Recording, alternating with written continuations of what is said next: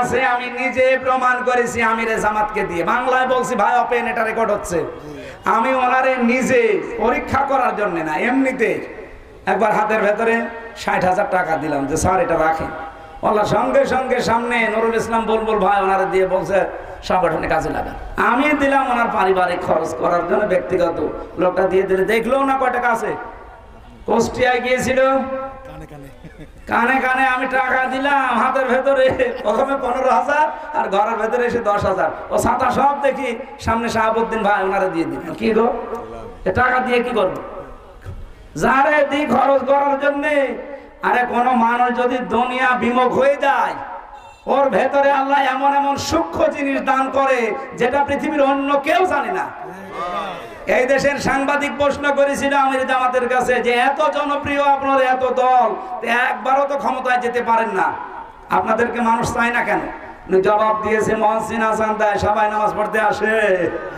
আজান তো আমরা ঠিকই ইখলাসের সাথে দিচ্ছি। এদেশের মানুষ সাড়া না দিলে দোষ কি মুয়াজ্জিনের না মুসল্লিদের?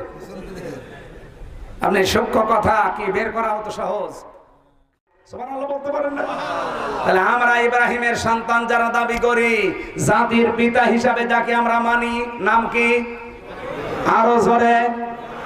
উনি ওনার সন্তানদেরকে উপদেশ দিয়েছেন, নসিহত করলেন, ওই সন্তানের ভেতরে আমি নেই, আপনি নেই। তাহলে আমাদের জন্য উপদেশ কি ছিল?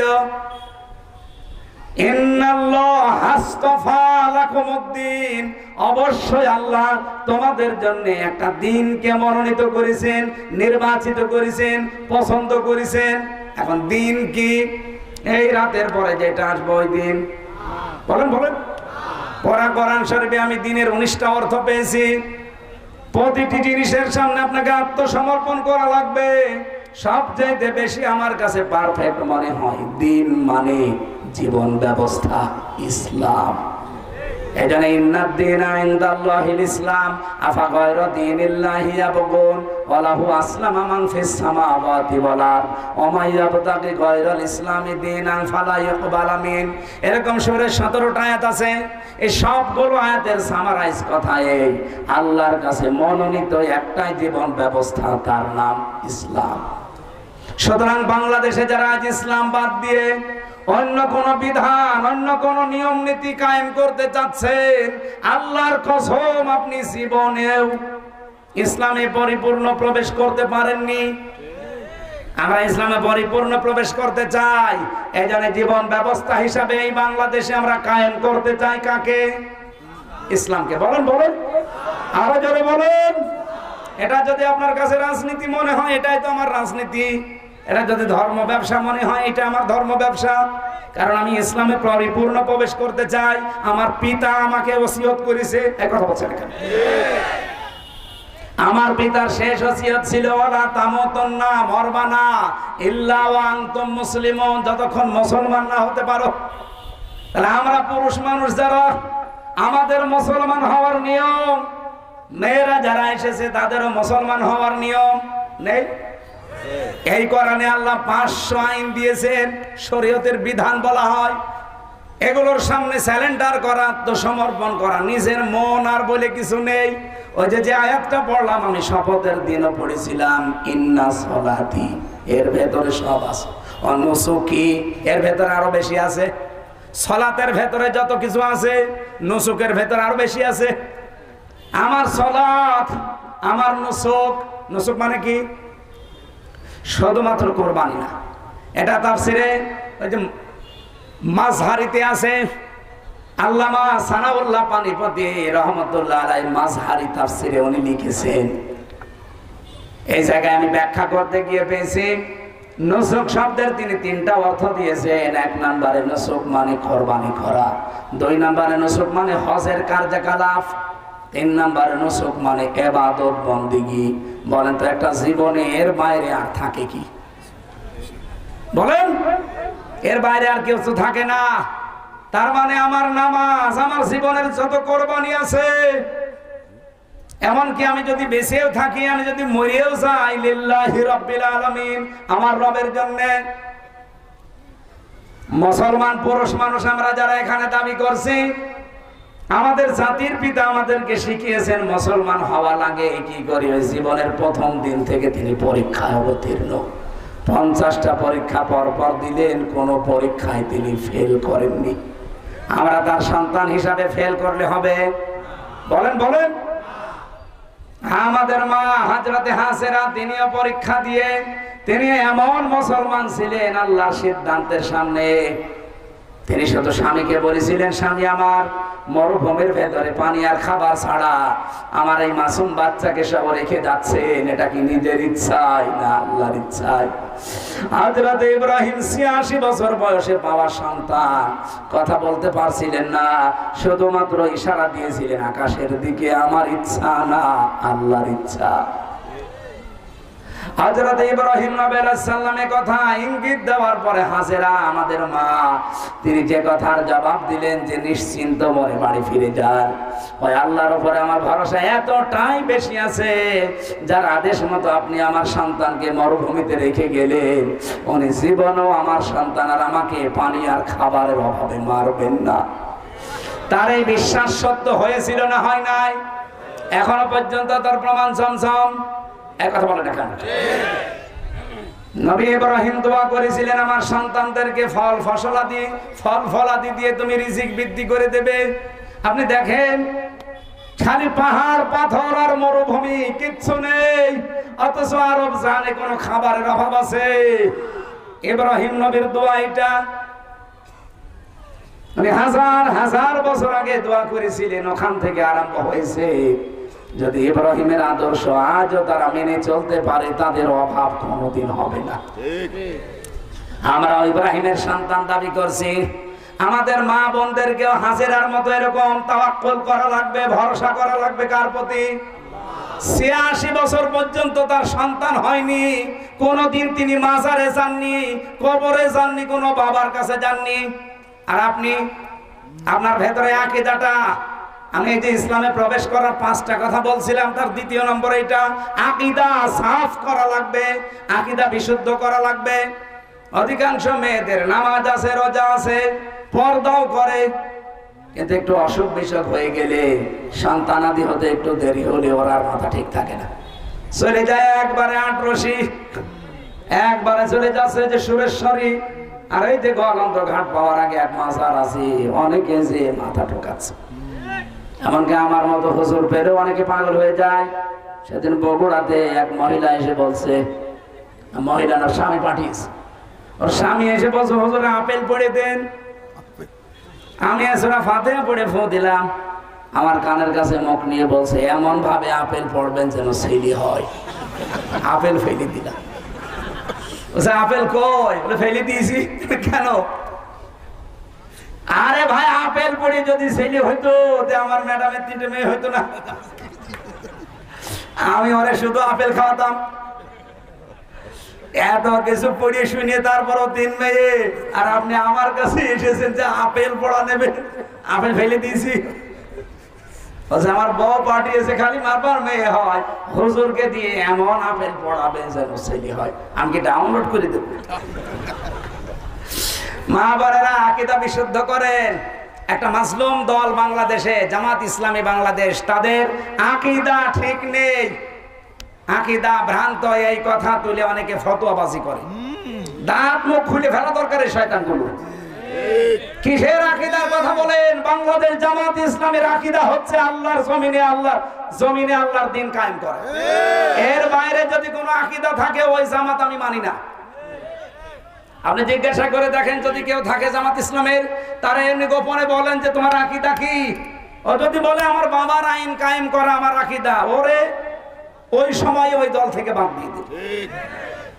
আমার আকীদা হচ্ছে আল্লাহর জমিনে আল্লাহর আইন চলবে। আলাহুল খালকু ওয়াল আমর, এই কথা বলছেন না কেন? জমিন যার আইন চলবে, এই আকীদা বিশুদ্ধ করেন।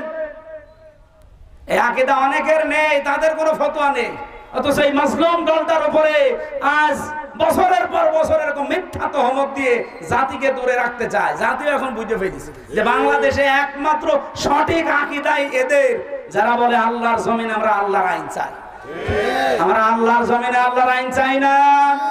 এটা আপনি আন্দাজে উল্টাপাল্টা ধারণা করবেন না, আমি সঠিকটা বললাম। আপনি খুঁজে দেখেন, যদি এর সাথে না মেলে আপনারও দল করার দরকার নেই। 3 নাম্বারটা বলছে উন্নত চরিত্রের অধিকারী হওয়া লাগবে আমাদের। উত্তম চরিত্র গঠন করার মৌলিক যে পদ্ধতিগুলো আছে এগুলো অনুসরণ করা দরকার। আপনার চরিত্র যদি ভালো না হয়, উন্নত না হয়, আপনি জীবনে ইসলামে প্রবেশ করেছেন এটা বলতে পারেন না।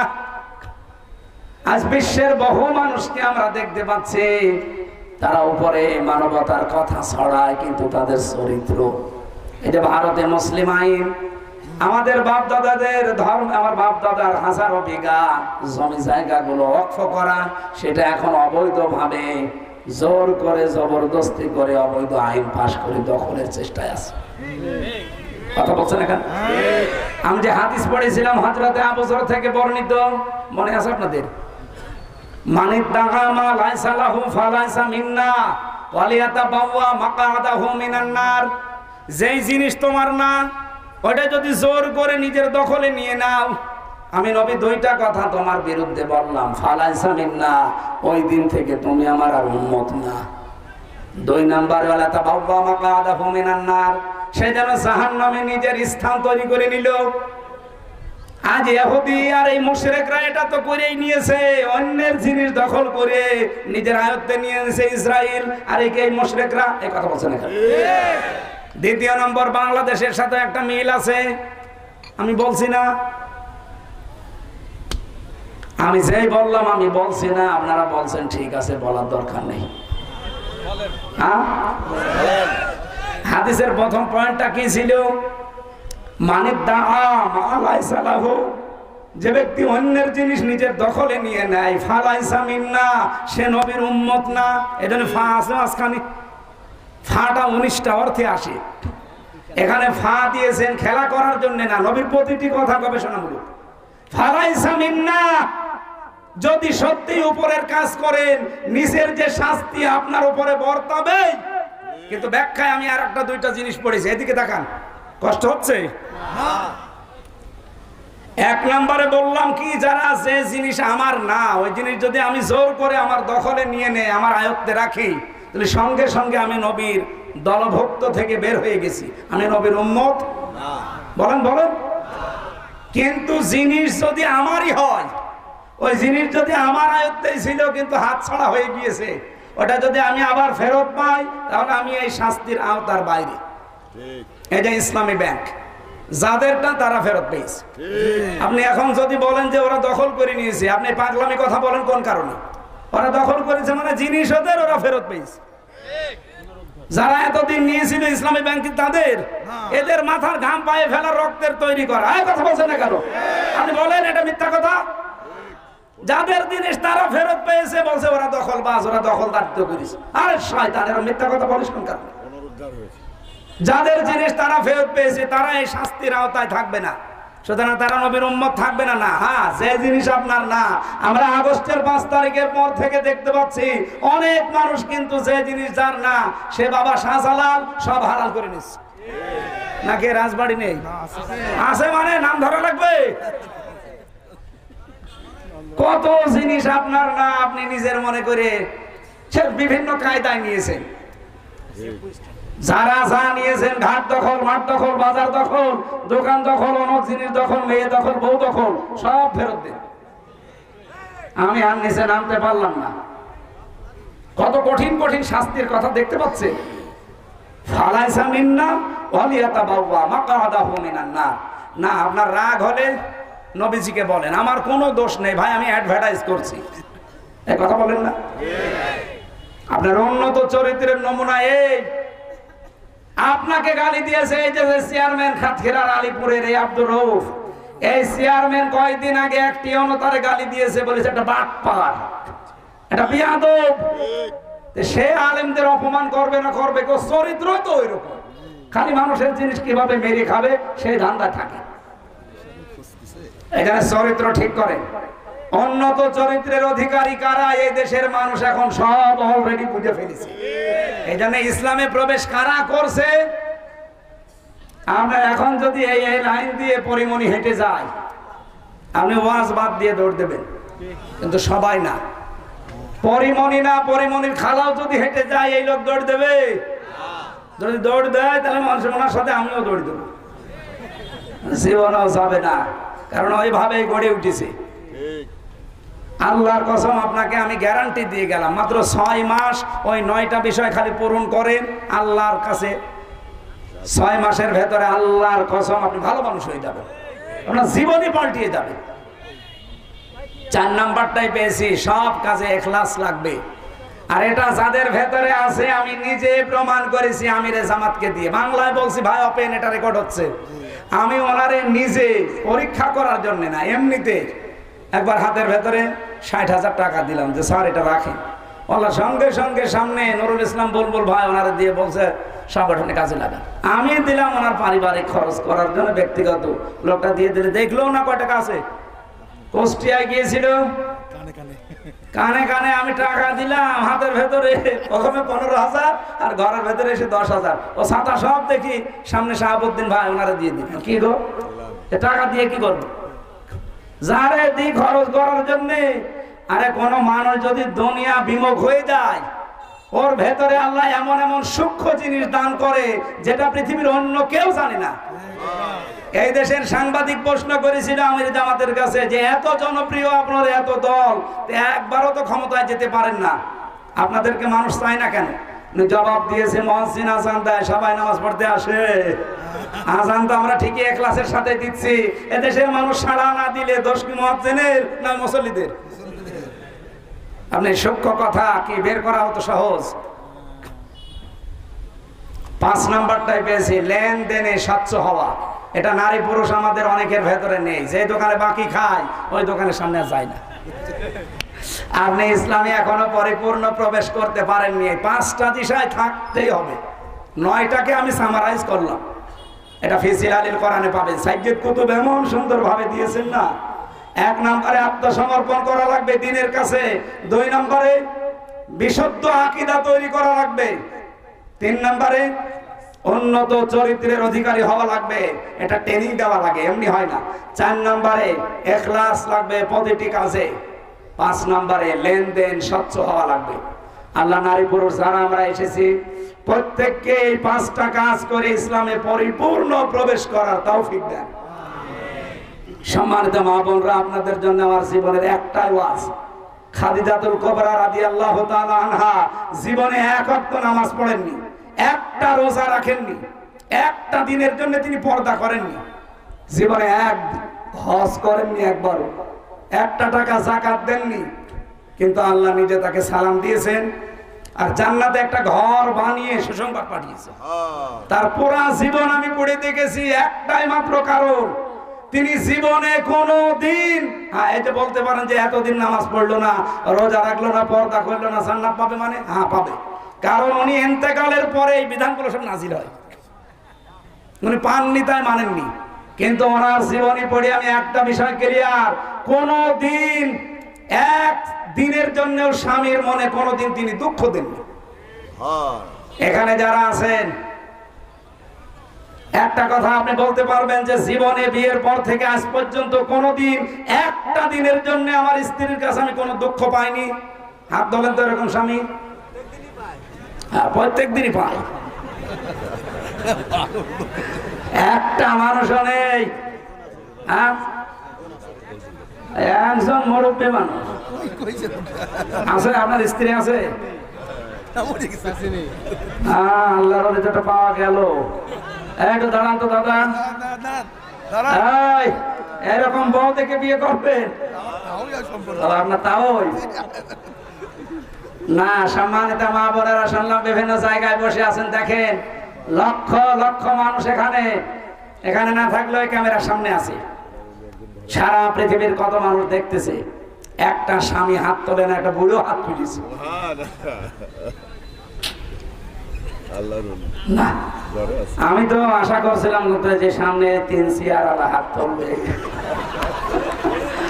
না আমিও পারলাম না, কারণ মিথ্যা কথা বলবো কি করে, দুঃখ পেয়েছি এই জন্য হাত তুলতে পারিনি। তারপরেও ম্যাডামের উপরে খুশি, এটা রেকর্ড হচ্ছে তো, না আজকে সে আবার থাকতে দেবে না। না, উল্টিয়ে যদি বলা হয় যে এখানে মেয়েরা যদি বলেন তো যে জীবনে কোনোদিন স্ত্রীর মনে একদিনের জন্য নবীর মতো দুঃখ দেয়নি এরকম স্বামী আছে কিনা? তাও পাওয়া যাচ্ছে। সম্মানিত মা বোনেরা, নামাজ রোজা পর্দা এটা মাস্ট বি করাই লাগবে, কিন্তু স্বামীকে অনেকে গুরুত্ব দিতে চান না। খাদিজাতুল কুবরাকে আল্লাহ জান্নাত দেওয়ার কারণে এটা ছিল স্বামীর খেদমত। আল্লাহ মেয়েদেরকে এই লাইনে খাদিজাতুল কুবরাকে অনুসরণ করার তৌফিক দিন, আমিন। আমি জেলখানায় 3টা বই লিখেছিলাম ছোট ছোট করে, তার ভেতরে এই যে একটা সৃষ্টি নিয়ে লেখা। শিক্ষিত মানুষরা নিয়েছেন, কয়েক পেজ আছে আমার এই গাড়িতে। যদি পারেন এটা নিয়েছেন, আমি প্রিন্সিপাল সাহেবকে এটা দিলাম। যদি থাকে আপনারা নিয়েছেন, গাড়ি থেকে কাছে লাগবে।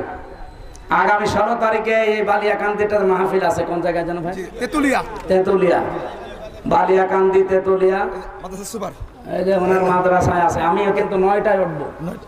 হ্যাঁ, 9টায় তুলে দেবেন।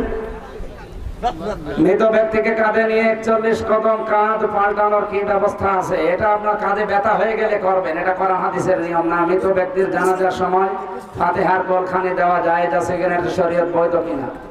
জানাজার সময় ফাতিহা সূরা পড়ে এমনি দোয়া করবেন, অসুবিধা নেই। আমার মনে হয় রাত বেশি হয়ে গেছে, 11টা 15। আমি এত রাত পর্যন্ত কথা এখন বলি না, 11টায় শেষ করে দিই। আল্লাহুম্মা আমিন। মোনাজাতটা বসে করেন, মোনাজাত বসে করেন। গাড়ি থেকে যাওয়ার সময় বইটা নিয়েছেন, কাছে লাগবে। লা ইলাহা ইল্লা আনতা সুবহানাকা ইন্নী কুনতু মিনাজ জালিমিন। রব্বানা আতিনা ফিদ দুনিয়া হাসানা ওয়া ফিল আখিরাতি হাসানা ওয়া কিনা আযাবান নার।